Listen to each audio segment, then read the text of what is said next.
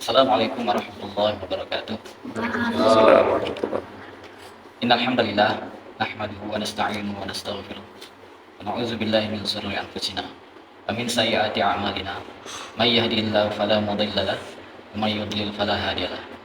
Asyhadu an la ilaha illallah wahdahu la syarika lahu wa asyhadu anna Muhammadan abduhu wa rasuluh.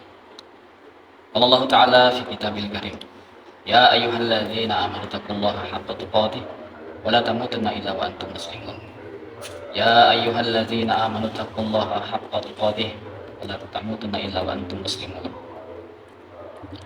Ya ayyuhalladzina amanu taqullaha wa qulu qawlan sadida yuslih lakum a'malakum wa yaghfir lakum dhunubakum. May yuti'illaha wa rasulahu faqad faza fawzan 'azima amma ba'd. Bapak-bapak dan juga adik-adik saudara sekalian, semoga diberkahi dan dirahmati oleh Allah Subhanahu wa taala. Pada malam hari ini kita alhamdulillah diberikan kesempatan oleh Allah Subhanahu wa taala memasuki malam yang ke-23 ini. Adalah malam yang Allah taala janjikan melalui sabda Rasulullah SAW bahwa Allah taala akan menurunkan malam Lailatul Qadar di malam yang ganjil. Maka dari itu kita bersemangat dalam mendirikan Qiyamul Lail untuk menyambut malam tersebut. Lalu bagaimana caranya? Kemudian tidak lupa pula kita bersalawat kepada baginda Nabi kita Muhammad SAW, juga beserta keluarga-keluarganya yang setia mengikuti ajarannya, dan juga kepada istri-istri beliau. Dan semoga keberkahan dan kenikmatan tersebut sampai kepada umatnya yang setia mengikuti ajarannya sampai akhir nanti. Maka dari itu ya para jemaah yang semoga diberkahi oleh Allah Subhanahu wa taala. Allah taala telah berfirman di Al-Qur'an, disebutkan di surah Al-Qadar ayat ketiga, berbunyi Lailatul Qadari khairum min alfi syahr. Nah, malam Lailatul Qadar itu lebih baik daripada malam 1000 bulan. Dari maka itu hendaklah kita tetap terus bersemangat untuk menggapai, mengejar cita-cita agar kita mendapatkan malam tersebut. Satu malam itu lebih baik daripada 1000 bulan. Maka dari itu malam itu tidaklah turun kecuali pada bulan Ramadan.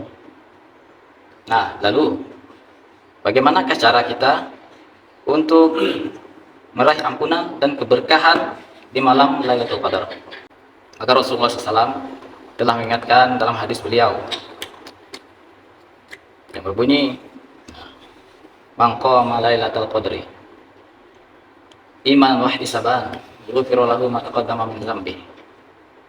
Barang siapa yang mendirikan Qiyamul Lail di malam Ramadan, di malam Lailatul Qadar, ini di malam Lailatul Qadar, 10 malam terakhir ini.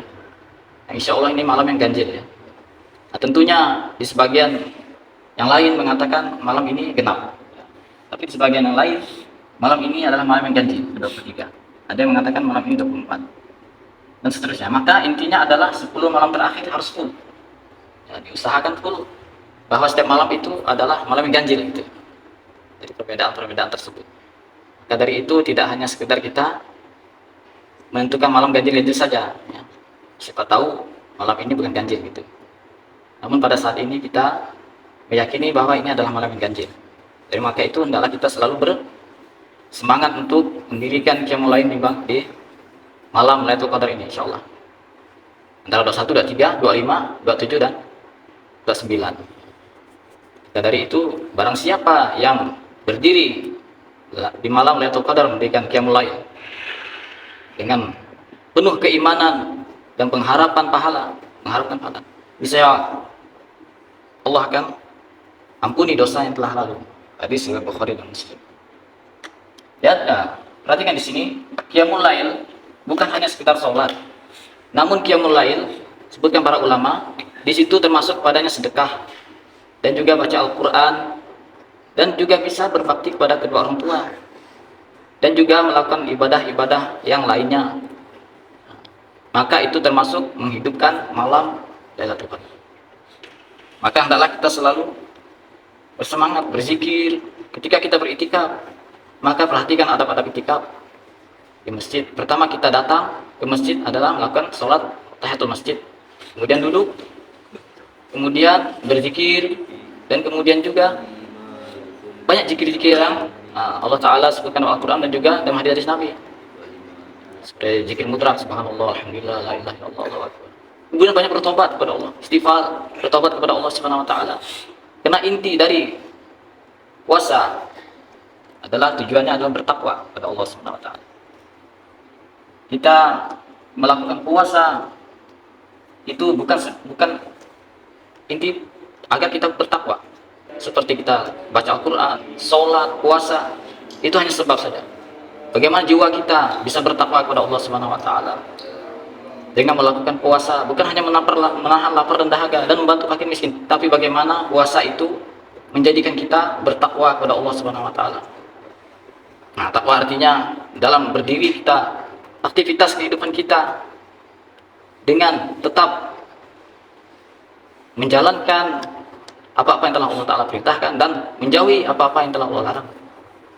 Inti dari itu semua agar kita menjadi bertakwa. Banyak di antara manusia sholat, puasa, baca Al-Quran, berzikir, namun belum tentu hatinya bertakwa kepada Allah SWT. Maka dari itu sangat penting sekali kita betul-betul mengharapkan pahala dan juga ampunan, dan kita introspeksi muhasabah diri kita. Mungkin kita banyak melakukan kesalahan, maka di samping berpuasa kita juga introspeksi diri agar semakin kita menjadi hamba-hamba yang bisa beristighfar lisan kita pada Allah Subhanahu wa taala, dan juga bertobat serta menjauhi hal-hal yang diharamkan oleh Allah Subhanahu wa taala, serta bersemangat dalam melakukan kebaikan. Namun satu hal lagi. Jadi ketika Aisyah radhiyallahu anha mengatakan, ketika bertanya kepada Rasulullah, "Wahai Rasulullah, apa yang aku lakukan ketika aku mengetahui bahwa malam ini turunnya Lailatul Qadar?" Maka Rasulullah SAW katakan, "Apa yang aku harus baca?" kata Aisyah radhiyallahu anha. Kata Rasulullah, bacalah, "Allahumma innaka afuwun tuhibbul afwa fa'fu anni." Nah, ini kesempatan kita, jangan sampai lupa ya. Berdoa di waktu sujud maupun di tahiyat akhir ya. Tasyahud akhir, bacaan tahiyat sebelum salam dibaca seperti itu, tidak mengapa kata ulama. Bahkan para ulama mengatakan setelah tasyahud tahiyat itu berdoa sampai setengah jam pun boleh ya. Asal ini sendirian, tidak berjemaah, seperti misalnya tahajud atau sholat-sholat yang lainnya, maka boleh sebelum salam itu berdoa sampai setengah jam. Jadi di situ sangat tepat sekali berdoa seperti sujud, sangat dekat sekali hamba kepada Allah, hamba kepada Rabb-nya. Itu sangat dekat sekali dan bagus, mustajab ketika sujud berdoa.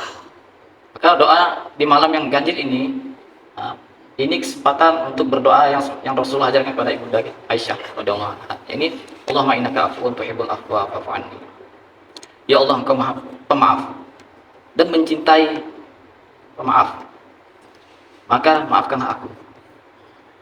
Jadi kita berdoa menghilangkan hati kita dari kelalaian. Artinya kita fokus ketika malam, sepertiga malam misalnya, keadaan yang sepi hening, di situ berdoa sangat seperti seorang yang memanah berdoa, itu kata Imam Syafi'i.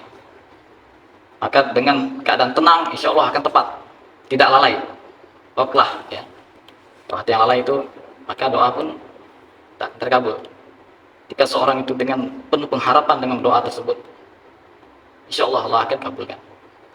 Semoga Allah Subhanahu wa taala memberikan hidayah, taufik dan juga malam tersebut kepada kita dalam keadaan kita beribadah kepada Allah. Banyak melakukan amalan-amalan, amaliyah-amaliyah yang disyariatkan oleh Allah Subhanahu wa taala maupun yang Rasulnya ajarkan. Semoga dengan begitu kita menjadi hamba-hamba Allah Subhanahu wa taala, termasuk dari hamba-hamba Allah ya Allah ridhoi, dan semoga kita menjadi hamba-hamba yang bertakwa kepada Allah Subhanahu wa taala. Qul qouli hadza wa astaghfirullah li wa lakum. Kita tutup dengan doa kafaratul majelis. Subhanallah wa bihamdihi asyhadu an la ilaha illa anta astaghfiruka wa atubu ilaik. Assalamualaikum warahmatullahi wabarakatuh. Waalaikumsalam.